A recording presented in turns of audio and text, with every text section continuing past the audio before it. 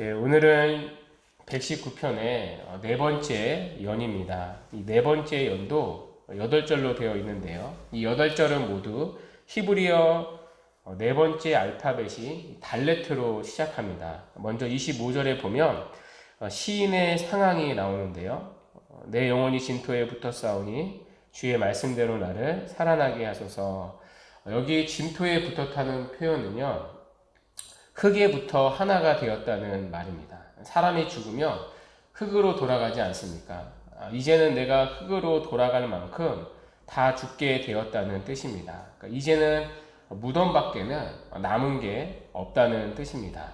자, 그런데 시인의 영혼이 왜 이런 상태에 처한지는 알 수가 없습니다. 앞에서 시인은요, 하나님을 떠난 자들에게 비방과 멸시를 받았습니다. 자, 그 일로 인하여서 영적인 침체에 빠졌는지도 모릅니다. 아니면 시인의 어떠한 범죄함 때문에 생긴 영적 침체일지도 모릅니다. 물론 영적인 침체가 반드시 죄로 인해 일어나는 결과는 아닙니다. 어쨌든 시인의 영혼은요, 거의 다 죽게 되었습니다. 생기를 잃었고 더 이상 주님을 믿기는 하지만 영적인 기쁨이 없습니다. 자, 그래서 시인은요, 나를 살아나게 하소서라고 간청합니다. 자, 그런데 여기서 우리가 주목해야 할 표현이 있습니다. 바로 주의 말씀대로라는 말입니다. 시인이 다 죽게 된 상태에서도 시인은 분명히 끝까지 알았던 사실이 하나 있습니다. 하나님께서 자기 영혼을 살리는 수단이 무엇인지를 분명히 알았습니다. 그것이 바로 주의 말씀입니다. 자, 그래서 시인은요, 고난 가운데서도 하나님의 말씀을 구합니다. 자, 그 부분이 26절인데요. 주의 율례들을 내게 가르치소서. 이어서 27절에 보시면 주의 법도들의 길을 깨닫게 하여 주소서. 자, 우리가 고난을 당할 때 우리에게 중요한 건요, 죽고 사는 문제입니다. 자, 그러나 하나님의 편에서 중요한 건 단순히 우리가 죽고 사는 게 아닙니다. 그러니까 고난이 해결되고 안 되고가 중요한 게 아닙니다. 하나님이 이 고난을 사용하는 목적이 있습니다. 하나님은 고난을 통해서 우리에게 하나님의 말씀을 가르치기 원하십니다. 인생의 고난이 아니고서는 배울 수 없는 하나님의 말씀을 배우게 하십니다. 자, 그래서 시인은요, 뒤에 71절에서 이렇게 말합니다. 고난당한 것이 내게 유익이라. 이로 말미암아 내가 주의 율례들을 배우게 되었도다. 자, 이것이 하나님이요, 우리에게 고난을 사용하는 목적입니다. 문제는 고난은 고난대로 당하면서 하나님이 주시는 말씀을 깨닫지 못하는 자입니다. 말씀으로 돌아오지 못하는 자입니다. 말씀을 배우지 못하는 자입니다. 자, 그보다 더 불쌍한 사람은 영적으로 없습니다. 자, 그래서 시인은요, 주의 율례들을 가르치소서, 주의 법도들의 길을 깨닫게 하소서라고 기도했던 것입니다. 자, 그것이 고난 가운데 유익하게 만드는 중요한 이유였기 때문이죠. 자, 이어서 28절을 보십시오. 자, 시인은 다시 한번 자기 영혼의 상태를 피력합니다. 나의 영혼이 눌림으로 말미암아 녹사오니. 여기 녹는다는 말은요, 슬픔이 너무 커서 무너져 버렸다는 뜻입니다. 자, 그래서 시인은 무너져 버린 자신을 다시 세워달라고 구합니다. 자, 그런데 여기서 또다시 우리의 눈길을 끄는 부분이 있습니다. 바로 주의 말씀대로라는 말입니다. 자, 이 표현은요, 앞에 25절에서 나온 표현입니다. 자, 그 표현을 시인은요, 똑같이 다시 사용합니다. 자, 그만큼 시인은요, 주님의 말씀에 집착하고 있습니다. 주님의 말씀이야말로 자신의 영혼을 살리는 수단이기 때문입니다. 자, 그리고 그는요, 이 주의 말씀의 능력을 경험했고 믿는 사람입니다. 우리가 살펴본 지금까지의 내용들처럼요. 자, 그래서 시인은 이 주의 말씀에 대한 의지를 드러냅니다. 자, 그 의지가 30절부터 나오는데요. 30절에 보시면 내가 성실한 길을 택하고 주의 규례들을 내 앞에 두었다고 말합니다. 자, 여기서 시인은요, 내가 성실한 길을 선택한다고 말합니다. 여기 성실한이라는 단어는요, 히브리어로 진리, 진실이라는 뜻으로도 번역될 수 있습니다. 자, 그래서 성실한 길은요, 진리의 길이라고 번역될 수 있습니다.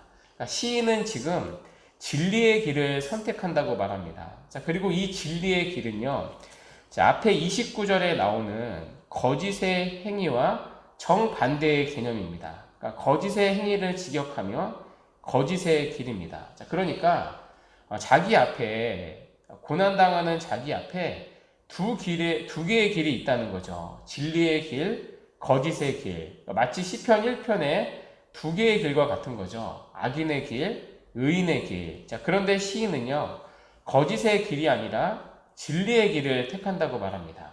자, 우리가 고난을 만날 때가 있습니다. 자, 그때 우리의 관심은요, 하루라도 빨리 고난을 벗어나는 데 있습니다. 자, 그래서 고난을 벗어나기 위해 거짓된 행위를 할 때가 있습니다. 그러니까 사회적 행동으로 말하면 이 생활형 범죄가 그렇지 않습니까? 그러니까 너무 극심한 가난 때문에 강도짓을 하고요.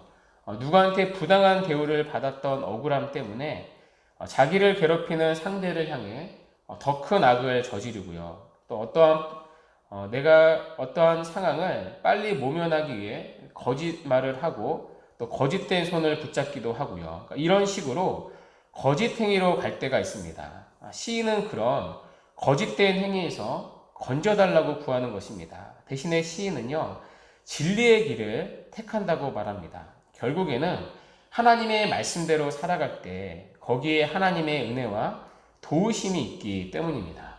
자, 이어서 31절을 보십시오. 31절에서 시인은요, 내가 주의 증거들에 매달려 싸우니 라고 말합니다. 여기 매달렸다 이 단어는요, 앞에 25절에 나온 내 영혼이 진토에 붙어 싸우니에서 붙어 싸우니와 같은 단어입니다. 그러니까 착 달라붙다는 뜻인 거죠.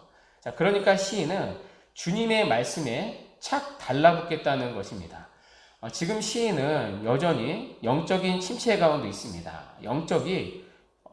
여전히 어떠한 고난 가운데 있습니다. 자, 그 고난이 어떠한 고난인지는 정확하게 알 수는 없습니다. 자, 그러나 시인은 그 고난으로 인하여 자신의 영혼이 죽게 되었습니다. 자, 그런데도 시인은요, 주님의 말씀에 착 달라붙겠다고 말합니다. 자, 고난이 오면 우리는요, 하나님의 말씀에서 멀어질 수 있습니다. 하나님의 말씀을 믿으면 뭐하나, 말씀대로 살면 뭐하나, 달라진 게 하나도 없는데, 그런 마음으로 하나님의 말씀을 멀리할 수도 있습니다. 자, 그러나 시인은요, 그럴수록 하나님의 말씀에 더 착 달라붙겠다고 말합니다. 자, 우리가 인생의 바닥을 칠 때가 있습니다. 자, 그런데 이 말씀이 이제 진부한 말일 수도 있는데요. 그때가요, 더욱 주님의 은혜의 말씀을 붙들어야 할 때입니다.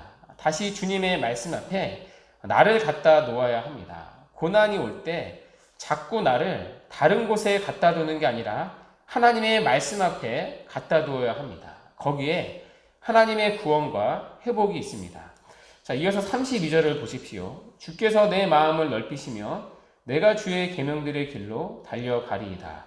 시인은 주님의 계명들의 길로 달려가겠다고 말합니다. 자, 그러니까 그만큼 말씀에 대한 시인의 사모함을 우리가 알 수가 있는 거죠. 자, 그런데 그 조건이 무엇이죠? 자기 상황이 나아지면이 아닙니다. 주께서 내 마음을 넓히시면이라고 말합니다. 자, 여기서 넓은 마음은요, 더 넓고 깊은 이해력을 가지게 된다는 뜻입니다. 그러니까 쉽게 말해서 이 모든 상황을 이해할 수 있게 해 주시면이라는 뜻입니다. 지금 시인은요, 고난을 당하여 영적인 침체를 경험하고 있습니다. 자, 그런데 이 고난을 이해할 수 있도록 은혜를 구하는 것이죠.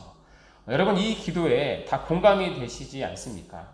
자, 우리가 고난을 만날 때 고난 자체가 힘든 것도 사실입니다. 자, 그런데 정말 힘든 것은요, 그 고난이 이해되지 않을 때입니다. 우리의 인생과 삶, 그리고 관계가 어려운 이유가 무엇입니까? 우리의 인생이, 그리고 남의 인생이 해석이 안 돼서 그런 거 아닙니까? 우리가 당하는 일, 눈앞에 있는 사람들, 이 세상에 벌어지는 사건들, 내 옆에 있는 사람, 그게 이해가 안 됩니다. 그래서 인생이 힘든 것 아닙니까? 자, 그래서 시인은요, 넓은 마음을 구하는 것입니다. 그런 상황을 이해할 수 있는 하나님의 마음을 구하는 것입니다. 자, 그럴 때 시인은 주님의 계명의 길로 달려가겠다고 말합니다. 이렇게 우리가 오늘 네 번째 연을 살펴봤는데요. 오늘 시인의 영혼은 죽은 것과 같은 침체를 경험하고 있습니다. 주님을 믿는데 전과 같이 기쁨을 느끼지 못합니다. 자, 그래서 시인은 자신의 영혼을 다시 살리시고 일으켜 주시기를 구하고 있습니다. 자, 그런데요, 하나같이 무엇으로요?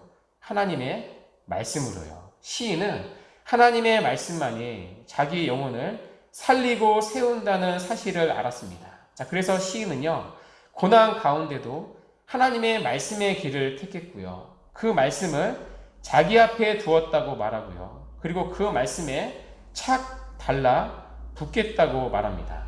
여러분, 우리도 마찬가지죠.